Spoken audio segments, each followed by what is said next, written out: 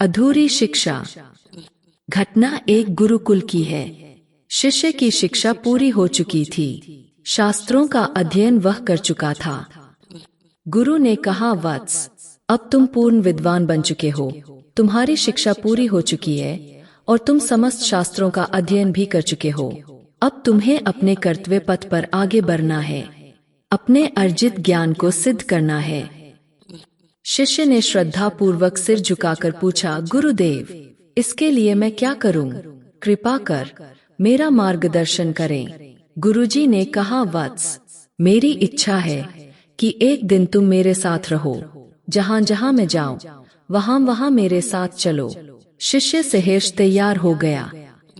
सुबह हुई। गुरु और शिष्य एक खेत में गए। वहां खेत में किसान अपने क्यारियों को सींच रहा था। छोटे छोटे पौधों के पास उग आए व्यर्थ के घास को उखाड़ रहा था। गुरु ने देखा कि किसान के कार्य की ओर शिष्य का ध्यान नहीं है। वह अपनी ही धुन में चल रहा है। फिर वह एक लोहार के यहाँ गए। लोहार बड़ी तन्मयता के साथ लोहा पीट रहा था। भट्टी के गर्म आग से उसका शरीर गर्म लोहे की तरह लाल हो रहा था और शरीर पसीने से तरबतर था। शिष्य का ध्यान उस ओर भी नहीं गया। इसी प्रकार वे गुरु शिष्य जुलाहे के पास, वैद्य के पास एवं दर्जी के पास भी गए। सभी लोग पूरे मन से अपने अपने काम में लगे थे। लौटते समय गुरु ने मुस्कुराकर अपने शिष्य से पूछा, वत्स, आज पूरे दिन तुमने क्या सीखा? शिष्य ने उत्तर दिया, गुरुदेव, लोग अज्ञान के अंधकार में भटक रहे हैं। वेद पुराणों के अमृतमय संदेश को भूल गए हैं। शिष्य के इस उत्तर से गुरु को काफी निराशा हुई। उन्होंने हताश भरे स्वर में कहा, अरे मूर्ख, तुम पुस्तकीय ज्ञान को ही ज्ञान मान बैठे हो। अपने ज्ञान को सिद्ध करना तुम्हें नहीं आया अभी तक।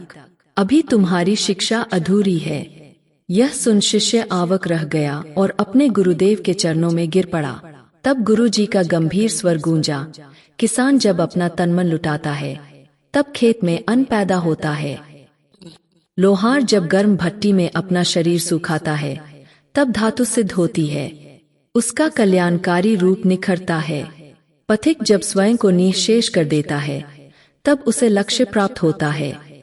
तुम दिन भर मेरे साथ घूमे पर अपने कर्म में रत उन किसानों, लोहारों एवं अन्य लोगों के बहते पसीने नहीं देखे। उनके वह बहते पसीने वेद, पुराण एवं ग्रंथों के ज्ञान से कहीं अधिक श्रेष्ठ है। तुम पढ़े अवश्य, पर अभी तुम्हें अपने कर्मों से ज्ञान की क्यारी को सींचना है। जीवन के संघर्ष में प्राप्त दुख की आंच में अर्जित ज्ञान रूपी धातु को सिद्ध करना है। ज्ञान किसी का सगा नहीं होता है। जो उसे कमाता है वह उसी के पास आता है। अपनी पुस्तकीय ज्ञान को मानव समाज के कल्याण के लिए प्रयोग में लाओ। वेद, पुराण और शास्त्रों के ज्ञान को मानवता के उत्थान के लिए प्रयुक्त करो। परंतु यह कभी मत भूलना कि अनवरत अपने कर्म में लगे व्यक्ति के लिए वेद और पुराणों के ज्ञान की आवश्यकता नहीं होती है। उसके लिए उसका कर्म ही पूजा है। गुरु के इस ज्ञान को अपने हृदय में रखकर शिष्य उसी दिन से अपने ज्ञान को सिद्ध करने के मुहिम में लग गया। कहानी से सीख, अनुभव से प्राप्त ज्ञान से अपने कर्मों को करने वाला व्यक्ति किसी भी विद्वान से श्रेष्ठ होता है। तो दोस्तों, मुझे विश्वास है कि आपको यह कहानी अवश्य पसंद आई होगी। ऐसे ही रोचक एवं ज्ञानवर्धक कहानियों के लिए हमारे चैनल हिंदी कहानियाँ को जरूर सब्सक्राइब करें। साथ ही इस वीडियो को लाइक करना ना भूलें। धन्यवाद।